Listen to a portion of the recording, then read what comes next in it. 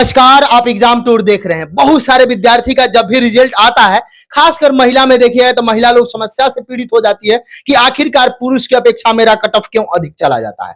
आखिरकार वह हॉरिजॉन्टल और वर्टिकल रिजर्वेशन क्या है, कैसे प्राप्त होता है, कैसे मिलता है। यानी टीआरई 3 का रिजल्ट आने वाला है, आंसर की आने वाला है। बहुत सारा जो क्वायरी है उसको लेकर मेरे साथ शशि शरण सर हैं, सर से जानेंगे। और टीआरई 4 में जो भर्ती दिया जा रहा है 1,60,000, उस पर भी चर्चा करें। सर का स्वागत है एग्जाम। बहुत शुक्रिया, बहुत धन्यवाद। सर कुछ कंफ्यूजन है विद्यार्थी के, खासकर महिला विद्यार्थी में, हॉरिजॉन्टल और वर्टिकल रिजर्वेशन कैसे डिसाइड किया? देखिए, इस बात को समझिए कि रिजर्वेशन दो प्रकार से हम इस्तेमाल करते हैं। एक को कहते हैं हॉरिजॉन्टल और एक को कहते हैं वर्टिकल। वर्टिकल का मतलब क्या होता है? टॉप टू बॉटम, मान लीजिए थोड़ा सा। और वर्टिकल और हॉरिजॉन्टल का मतलब क्या होता है? Left to right. अब एक एग्जांपल से मैं आपको बहुत आराम से समझा देता हूं और सब लोग समझ पाएंगे। मान लीजिए कि 1000 सीटें निकली हैं वैकेंसी। 1000 सीटों के अंदर में ये फिक्स है कि एससी कैटेगरी की जो सीट है वो 15% है। 15% का मतलब हो गया 150 सीट है।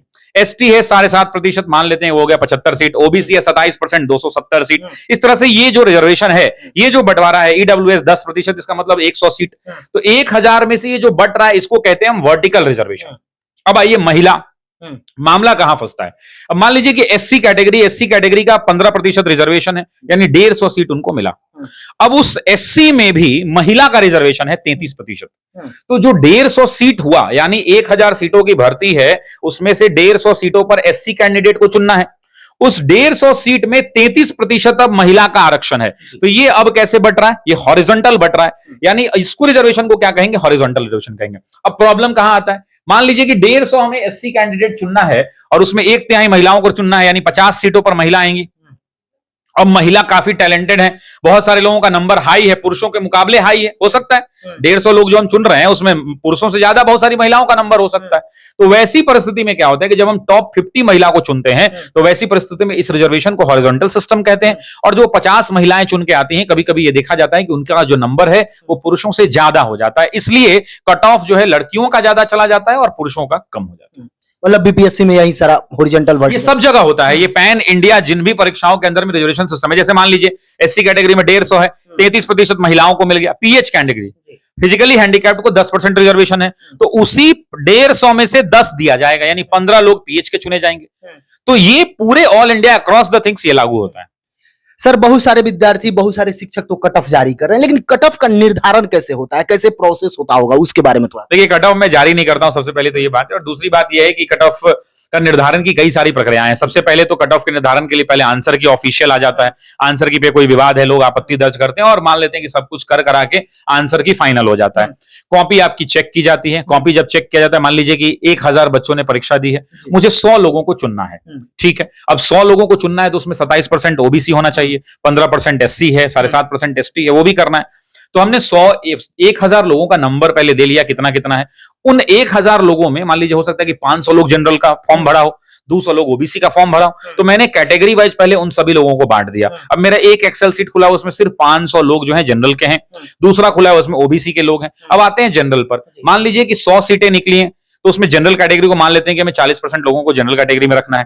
तो हमें 100 में 40 यानी 40 लोग चाहिए। तो हम जनरल में 500 लोग जो परीक्षा दिए हैं उनके नंबरों को घटते हुए क्रम में सजा देते हैं और ऊपर से गिनते हैं कि ये 40 हो गया, इस 40 का अंतिम नंबर मान लीजिए 52 है, तो भाई 52 नंबर कट ऑफ हो गया। मतलब 52 नंबर के नीचे वाले लोगों का नहीं होगा और 52 के ऊपर जो 40 लोग हैं उनका हो गया। अब मान लीजिए कि वो जब नंबर सरियाया जा रहा है घटते हुए क्रम में, वो 40 तक अगर चला जाता है तो 40 कट ऑफ हो गया। बस इतनी सी बात है। टाई ब्रेकर क्या होता है? टाई ब्रेकर के अंदर में कहने का तात्पर्य है कि आपका भी 40 आया, मेरा भी 40। मान लीजिए कि मुझे 40 लोगों को चुनना है। 40वें नंबर पर एक व्यक्ति है जिसका 40 नंबर आया है, और 41वें नंबर पर भी एक व्यक्ति है जिसका 40 नंबर आया, 42वें नंबर पर भी एक व्यक्ति है जिसका 40 नंबर आया है। तो अब आप इन तीनों का तो एक ही आदमी को चुन सकते हैं आप। अब एक आदमी को चुनना है लेकिन तीनों को 40-40 अंक है, तो उसके बाद टाई ब्रेकर का कंडीशन आता है, जहां पे सबसे पहले देखा जाता है डेट ऑफ बर्थ। जिस व्यक्ति की उम्र ज्यादा है उसको पहले नौकरी दी जाती है। अब इसमें भी कॉन्ट्राडिक्शन है। बच्चा कहेगा का है भाई, हम मेरा कम उम्र है, तो भाई आपके पास अपॉर्चुनिटी ज्यादा है। ऐसा सरकारी तंत्रों का और नियम कानून जो बनाए गए उनके मुताबिक ऐसी प्रक्रिया निर्धारित है कि जिस व्यक्ति का डेट ऑफ बर्थ ज्यादा है, मतलब जिसका उम्र ज्यादा हो गया, उसका नौकरी पर पहला हक वो लोग दे देते हैं। उसके बाद मान लीजिए फिर टकरा जा रहा है, मान लीजिए कि रेयरेस्ट ऑफ द रेयर दोनों का डेट ऑफ बर्थ सेम हो, तब क्या होगा भाई? तब अल्फाबेटिकल नंबर पर देखा जाता है। तो ये टाई ब्रेकर का कंडीशन होता है। और टाई ब्रेकर में हमेशा जो जिनके साथ भी होता होगा बड़ा गलत ही होता होगा, लेकिन ये प्रक्रिया है उसकी। सर अभी पेपर में देखे होइएगा, आप भी लगातार देख रहे हैं, सब कुछ कर रहे हैं, बताया जा रहा है कि 1,60,000 नियुक्ति अगस्त के बाद किया जाएगा। अगस्त उसमें शब्द यूज किया गया है, यानी TRE-4 के बारे में बताया जा रहा है। और ये बताया जा रहा है कि सबसे अधिक भर्ती 1 to 5 का होगा, कंप्यूटर वगैरह सब कुछ बताया जा रहा है। सर उसके लिए विद्यार्थी तैयार रहे, कब से कब हो सकता है अगस्त के बाद में? क्या 2-3 माह डिले होगा या जो समय दिया गया था उसी? देखिए, अगस्त के अंदर में जो समाचार पत्रों में आज जो हेडलाइंस मिला, और कल चूंकि वो बजट के अंदर मतलब भाषण चल रहा था सदन में, वहां भी माननीय शिक्षा मंत्री ने ये बात कही है। लेकिन आप समझिए कि जो समाचार पत्रों में आज खबरें आई हैं उनके मुताबिक 1,60,000 पदों पर बहाली की जाएगी। प्राथमिक का सीट सबसे ज्यादा होगा और 26,000 कंप्यूटर का सीट होगा, कंप्यूटर टीचर का। ये जरूरी भी है, चूंकि वाजिब भी दिख रहा है, क्योंकि बिहार के स्कूलों में अभी भी कंप्यूटर का जो इंफ्रास्ट्रक्चर है वो बड़ा कम है। तो बिहार के स्कूलों में कंप्यूटर एजुकेशन को बढ़ावा देने के लिए बिहार के वो जो गरीब परिवार के बच्चे हैं वो भी टेक्नोलॉजी से जुड़े, उसके लिए वो कंप्यूटर शिक्षक वो जेन्युइन दिख रहा है। अब आते हैं इस बात को लेकर कि ये परीक्षा अगस्त में आएगी, होगी, तो अगस्त में परीक्षा तो संभव नहीं, अगस्त में नोटिफिकेशन आ सकता है। अगर अगस्त में भी नोटिफिकेशन आना होगा तो मुझे ऐसा लगता है कि अगस्त के लास्ट में नोटिफिकेशन आएगा या सितंबर के फर्स्ट वीक में आ सकता है। आएगा कब ये ना हमको पता है ना आपको पता है, हम लोग स्पेकुलेशन लगा सकते हैं। अगर सितंबर के अंदर में नोटिफिकेशन आता है तो लगभग 1 महीने का टाइम फॉर्म भरने में, अक्टूबर एंड या नवंबर में परीक्षा होने की संभावना हो सकती है, अगर सरकार इसको तेजी में कराना चाहे तो। ठीक है, और ये जो बातें हैं ये कई दिनों से चल रही हैं। जब पिछले चेयरमैन सर हुआ करते तो उस टाइम पे भी ये बातें उठी थी कि 1 लाख सीट रहेगी। अभी अचानक से खबरें आई कि 1,60,000 है। अब इसकी सत्यता और सीटों की जानकारी एग्जैक्ट तो विभाग के पास ही होगी, लेकिन हम लोग इन समाचार पत्रों के माध्यम से बस इतना ही बता सकते हैं कि छात्र को निरंतर मेहनत में आगे लगना चाहिए। जिन भी लोगों का TRE-3 है उनको ऐसा लग रहा है, वो खुद से सेटिस्फाइड नहीं है, उनको लग रहा है कि नहीं मैं बॉर्डर लाइन पे हूं, क्योंकि कट ऑफ तो किसी ने बताया नहीं है, तो उनको खुद पता होता है विद्यार्थी को कि यार मुझे और तैयारी की आवश्यकता है। तो वैसी परिस्थिति के अंदर में विद्यार्थी अपनी तैयारी को शुरू कर दें, नई धार दें, क्योंकि इस अगली बार भी वैकेंसी आएगी और प्राथमिक की सीटें जो समाचार पत्रों से खबरें आ रही हैं उनके मुताबिक प्राथमिक की सीटें बहुत ज्यादा रहेंगी। सर उसमें जो होता है, अभी UPSC का एग्जाम होता है या BPSC वगैरह में देखा जाता है तो 55%, 60%, 50% पर भी ये लोग का रिजल्ट बन जाता है। जैसे आप बताएं कि विद्यार्थी को हम लोग से अधिक नॉलेज होता है कि उनका रिजल्ट हो रहा है या नहीं हो रहा है, फिर भी जो विद्यार्थी हैं जिनको यदि वो जनरल हो, OBC हो, SC ST हो, एक संतुष्टि का कितना % आ रहा है तो वो लग जाए। देखिए 55 से 60% एक ऐसा अंक होता है सिविल सेवा की परीक्षाओं के अंदर में जो सेफेस्ट स्कोर माना जाता है। लेकिन परीक्षा दर परीक्षा, अब आप ऐसी भी परीक्षाएं बिहार के अंदर में जिसमें 80% अंक लाने के बाद भी लोगों का सिलेक्शन नहीं हुआ है, तो ये परीक्षाओं पर निर्भर करता है और इसका स्पेकुलेशन जो है ना हम कर सकते हैं ना आप कर सकते हैं, क्योंकि बृहद पैमाने पर परीक्षा ली गई है। बच्चों का पेपर कैसा हुआ है, कितने अटेम्प्ट किया है, सबके लिए अगर पेपर आसान है तो सबके लिए प्रश्न आसान है, सब लोग ज्यादा नंबर बनाएंगे, कट ऑफ ज्यादा जा सकता है। पेपर कठिन है तो कोई नहीं करेगा, नेगेटिव मार्किंग तो पेपर में है नहीं, तो वहां तुक्का वाले भी लोग हैं, उनका भी ध्यान रखना है। बहुत सारे लोगों को हनुमान जी जय बजरंगबली भी होगा, तो वैसे लोगों का भी हमें ध्यान रखना है। तो वैसी परिस्थिति के अंदर में इन कट ऑफ का निर्धारण करना कहां सटीकता के साथ संभव होता है, जहां नेगेटिव मार्किंग हो, क्योंकि लोग डर के बनाते हैं। अब यहाँ तो आप भी मान लीजिए अभिषेक जी माइक की जगह कलम हाथ में पकड़े रहिएगा, रंग दीजिएगा 10 में 150 में 150 रंगेंगे। मान लीजिए कि 20 को नहीं आता है, सबका CO रंग दीजिएगा तो भाई कॉमन एरर प्रोसेस के द्वारा 3, 4, 5 नंबर आपको आ जाएगा। तो वैसी परीक्षाएं जहां नेगेटिव मार्किंग नहीं है, इस तरह का एक्सप्लेनेशन करना मतलब एक्सप्लेट करना बहुत मुश्किल होता है और यह असंभव सा कार्य है। TRE-4 आ रहा है, विद्यार्थी खुश है, लेकिन वैसे तबके हैं विद्यार्थी में, वैसा बहुत संख्या है जो 3 अटेम्प्ट पार कर गए हैं और 3 अटेम्प्ट पार करने के बाद उनका हार्ट बीट बढ़ गया है। इस पर कोई संज्ञान नहीं। देखिए इस पर जो है ना ये बातों पर विराम लगना चाहिए। मैं आपको बताता हूं कि इसके अंदर में बिहार सरकार का अपना वेबसाइट है गैजेट को लेकर के। बिहार सरकार का ई-गैजेट करके वेबसाइट है। उस ई-गैजेट वेबसाइट को जब आप खोलेंगे तो उसमें गैजेटेड नंबर 274 है। 274 नंबर जो गैजेट है, उस 274 नंबर गैजेट के अंदर में ये क्लियरली बताया गया है, एक नोटिफिकेशन है। और उस नोटिफिकेशन को अगर मैं आपको बोलूं तो वो नोटिफिकेशन जो ये पब्लिश हुआ है, ये जो बिहार सरकार के द्वारा ये प्रकाशित हुआ है गैजेट, और ये प्रकाशित हुआ है गैजेट 18 मार्च को अधिसूचना आई है। 18 मार्च सोमवार को, ये 18 मार्च सोमवार को जो है ये अधिसूचना आई है जी। ठीक है, लगा दीजिएगा। इसमें जो है ऊपर से आप अगर पढ़ें पॉइंट नंबर 3 आप भी पढ़ सकते हैं, ध्यान दीजिएगा। कह रहे हैं कि बिहार राज्य विद्यालय अध्यापक नियुक्ति स्थानांतरण अनुशासनिक कार्रवाई एवं सेवा शर्तें नियमावली 2023 के नियम 7 के उप नियम 6 में प्रतिस्थापन किया गया, मतलब बदलाव किया गया है। बिहार राज्य विद्यालय अध्यापक, इसी पर चलता है, बिहार राज्य विद्यालय अध्यापक नियुक्ति स्थानांतरण अनुशासनिक कार्रवाई सेवा शर्त नियमावली 2023 के नियम 7 के उप नियम 6 का निम्नलिखित से प्रतिस्थापन होगा, मतलब बदला जाएगा। क्या है? पॉइंट नंबर 6, कोई अभ्यर्थी इस नियमावली के अंतर्गत अधिकतम 5 बार परीक्षा में भाग ले सकेगा। तो ऑलरेडी ये कर दिया गया है, मुझे जहां तक मुझे ऐसा लग रहा है, और मैंने ये ऑफिशियल वेबसाइट से ही डाउनलोड किया है। ये जो ई गैजेट बिहार सरकार का वेबसाइट है, मैं आपको रिव्यू दूंगा। तो अगर इसकी सत्यता और जानकारी को अगर परख लिया जाए तो मुझे ऐसा लगता है कि ऑलरेडी इस पर बदलाव सरकार कर चुकी है। सर 87,774 पद है। जैसे टीआरई 1 का रिकॉर्ड रहा है, टीआरई 2 का रिकॉर्ड रहा, उसमें सीट पूरा नहीं किया गया। लेकिन टीआरई 3 में देखा जाए तो हर कंडीशन में यहाँ पे स्टेट हो चुका है, पहले भी हुआ था। इस कंडीशन में सीट यदि पूरा नहीं होता है तो फिर टीआरई 4 में चला जाएगा। आपका डिमांड क्या रहेगा, कैसे सीट पूरा किया जाए? छात्रों के लिए हित सर्वोपरि यही है कि 1 कैंडिडेट 1 रिजल्ट की हम लोग बात करें, लेकिन इसमें भी टेक्निकलिटीज है। आप इस बात को समझिए। मान लीजिए कि आप एक विद्यार्थी हैं, तो आयोग के चेयरमैन ने कल भी प्रेस कॉन्फ्रेंस में ये बात कही। उन्होंने साफ कहा कि हमने जितने विद्यार्थियों का जितने संवर्गों में परीक्षा ली है, उन सभी संवर्गों में सभी विद्यार्थियों का रिजल्ट जारी करना हमारा काम है। हम रिजल्ट जारी करेंगे।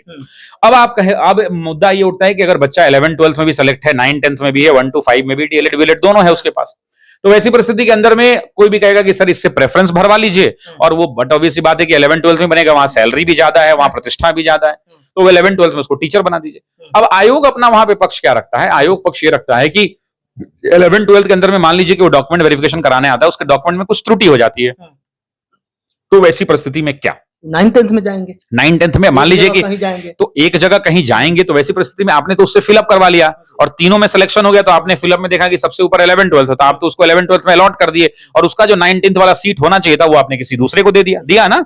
तो ऐसी परिस्थिति के अंदर मुझे लगता है कि 2 परिवर्तन होने चाहिए। पहला परिवर्तन ये है कि वेटिंग लिस्ट का प्रोविजन कर देना चाहिए।